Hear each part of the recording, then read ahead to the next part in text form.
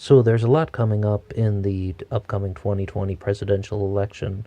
Right now, the Democratic Party needs to ask themselves, who are they going to put up against Donald Trump? And the two-party system that we have in America, let's face it, it is something that is somewhat broken, ineffective, and inefficient.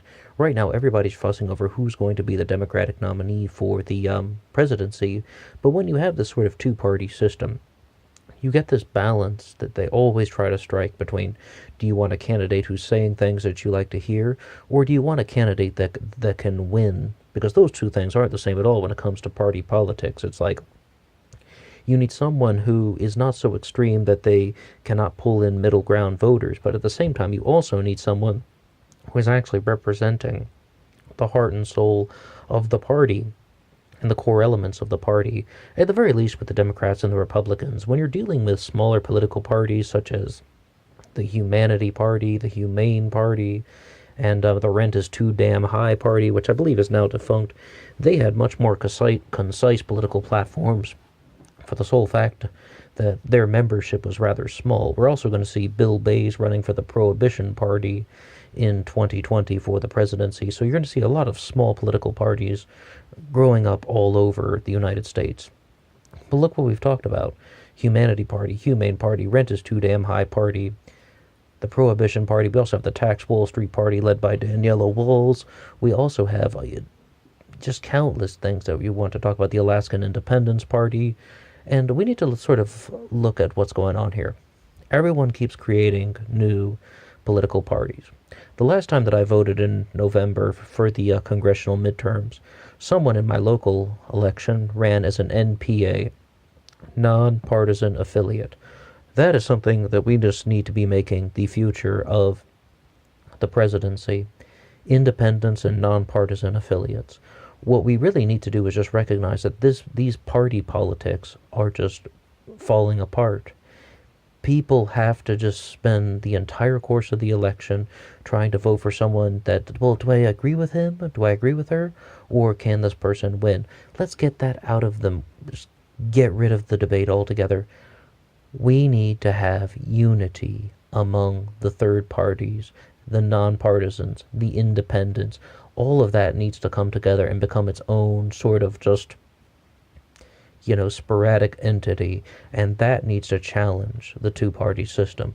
We need three candidates in the presidential election, and then hopefully, the third party can win. Remember, in a three-way race, you only need 34% of the popular vote to have the majority. And I mentioned the Alaskan Independence Party. They actually did this for the governor's race back in 1992. I believe it was 92. They won the governor's race with 38% of the popular vote. Well, I mean, in theory, it is possible. But that's the thing, though. Who's going to be the leader of this nonpartisan independent coalition? Nobody. We just sort of need to do this by raising awareness and the spreading of ideas. People should start to recognize that once you sort of become part of a new party, that's not really the best way to go. Because then you have to deal with all of these things that are just sort of filtering out the person's ideas. When someone's running as an independent or a nonpartisan affiliate, they can just present themselves the way they are. And they don't have to worry about anything associated with the crowds. I mean, they don't. You actually just present your platform. All right, this person is supporting this platform. And I know that there are an enormous range of platforms that are going on, and things like the Libertarians and the Constitution Party and the Green Party. All those things are so drastically different. But guess what? Guess what? There are commonalities. All of these people want America to be better off. They want more prosperity. They want, the betterment of society. And there is no gray area on that. They want improvements in the standard of living and quality of life and just caring about the American people, all the American people. I mean, maybe not every single person in America thinks that way, but the messages of these political parties that we've talked about, the Greens, Libertarians, Constitution Party, Alaskan Independence Party, Prohibition Party, Tax Wall Street Party, Humanity Party, they want the betterment of all of humanity, the ones that we've talked about. So the way that we got to go about this is recognize that the only way, I repeat, the only way that this is going to happen is if we have a massive coalition of independents and nonpartisan affiliates. All of these entities need to unite into one, and then they just need to become this much stronger entity that can take the presidency. If they can get close to taking the presidency, even just getting close, then this idea will actually build up some momentum. But one of the big challenges is a way to raise awareness for this thing is going to be very difficult. One of the things that they're just saying, though, that's going to come to third parties or this nonpartisan independent coalition, you would need people to start thinking about this. You're going to need people to start talking about this. If you're one of the 7 or 8 people listening to this, thank you very much. We need people like you listening to these things. But the thing that you also need to have in this setup is you need senators and Congress people to start endorsing these type of movements, whether it's third parties, independents, or nonpartisan affiliates. You would need a senator or a congressperson to start saying, hey, this time for president, I'm endorsing so-and-so. I'm endorsing someone from a third party. Maybe you have somebody, like from a particular congressional district who's endorsing the Green Party candidate or the Libertarian Party candidate, or get this, why not an independent or a nonpartisan? Because we just need to recognize that party politics are sort of kind of contributing to the schism-like nature that we have in America. Have you ever heard that thing before, that there are just 3 major divisions in the world? East and West with culture, North and South with economics, and left and right with politics. And it's just like so many things in human thought come out as just divisive. They want humanity to always be divided. They want humanity to be always divided because it's easier to conquer people that way.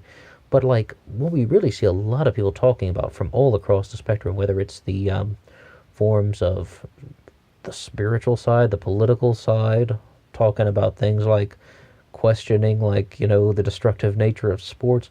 They're saying we need to be a united humanity, and all of these things are making social barriers for us. And a lot of people just want humanity to become united, and peaceful coexistence doesn't sound so bad. Absolutely not. And they're just sort of recognizing that one of the solutions that we can actually obtain in the world is peaceful coexistence. It's not about eradicating the minorities. It's not about eradicating people that don't think like you. What we can actually do in America is actually just kind of unify at first a large portion of people who are actually wanting these things, independents, nonpartisans, third parties. How about this? Non-voters, pull them into the process. This sort of neglected group of Americans can use the democratic process to get their voices heard. Because the thing that the other third parties all have in common is they are frustrated with the two-party system. If they weren't, then they wouldn't be part of these third-party movements or the independents. They are frustrated with the two-party system. So the way we have to take them out is we need to present them with an alternative, and that is to have the presidency. I would love to see that at some point in my lifetime, that, in an independent, just running like, as the third candidate would be able to, even if they could just get 34% in the general election, 38% or something, even if that's just what happened and it was another Bush Gore, Clinton, Trump, where it's like they lose the electoral college. I mean, our system isn't designed for 3 candidates like that, but that would be something just monumental, and that would just be like music to my ears if we could watch that happen. So the thing that Americans can just sort of recognize is people are growing in frustration. Look at all the secession movements we have. People are frustrated with the government. They are frustrated with the systems. They're frustrated with these barriers that are holding down their quality of life. There's a reason why there are secessionist movements in New Hampshire and Vermont. There's a reason why there's a secession discussion about Boundary County, Idaho, as well as an upcoming libertarian secessionist issue going on in North Dakota, specifically in the county of Bottineau. And it's also like the state of Jefferson, North Colorado versus Colorado. I mean, the reason why these things exist are because people are recognizing that they are not benefiting from the democratic process and voices are getting silent. But one of the things that they cannot stop is a unified coalition of independents, third parties, nonpartisan affiliates, and non-voters. If all of these things come together, that's the unity of humanity. I mean, once again, first, it has to divide a little bit more, but then it has to get much stronger. They need the presidency, and just to expose this two-party system for what it is. It's a hack. It's a hack job. It's just it's divide and conquer for the same old, same old. I once heard this rumor that the reason why we have the Senate is because the Senate is actually the buffer zone in between the voices of the people and the establishment. Like, first we have the House of Representatives, which is done by a population, right?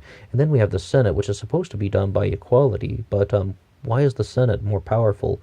Why do we have so many senators going on to become president, whereas very few representatives go directly from the House to the presidency? Not since James Garfield, actually, back in the 1800s has anyone done that. Although that's on a technicality, because James Garfield was also the senator-elect for the state of Ohio. He was the sitting representative, senator-elect, and president-elect at the same time, which is kind of, a unique feat in American history. But one of the things that we should recognize about that is maybe there is some truth to that. We have the voices of the people from the districts in the House of Representatives, and the Senate acts as the buffer zone in between those voices and the current establishment. Because first the bill has to pass the House, then it goes to the Senate. So it's like, maybe there really is some sort of thing going on with that. And, well, what do we need to do first? Take the presidency. Because that's an enormous branch of government. That's the executive branch. Nonpartisan, independent, coalition. And bringing in third parties, non-voters, getting everybody together.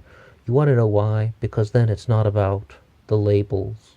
Once again, I said, who's running that coalition? Nobody. Awareness. Recognizing that the American people do not need this broken system that just wants to kind of push a wedge in between the American people and success. Because the current establishment benefits from the way things are. It benefits from the status quo, and it doesn't want change. If there were change, then they would lose power.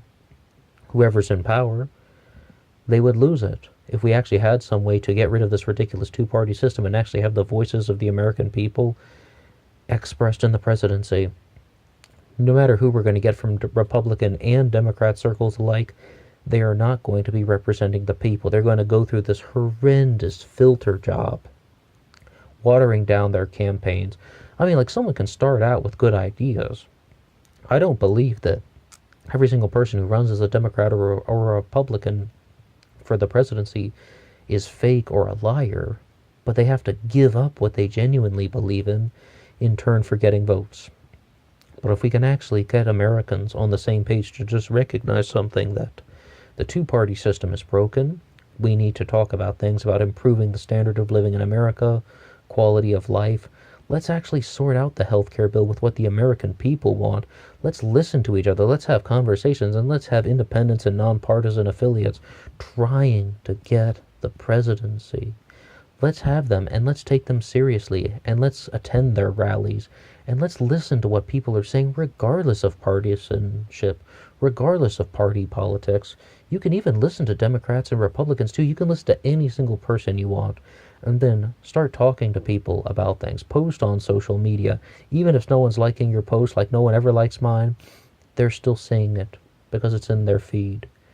Share ideas about things that you're passionate about and say what you believe. And it's like, say what you believe, but always remember the end goal.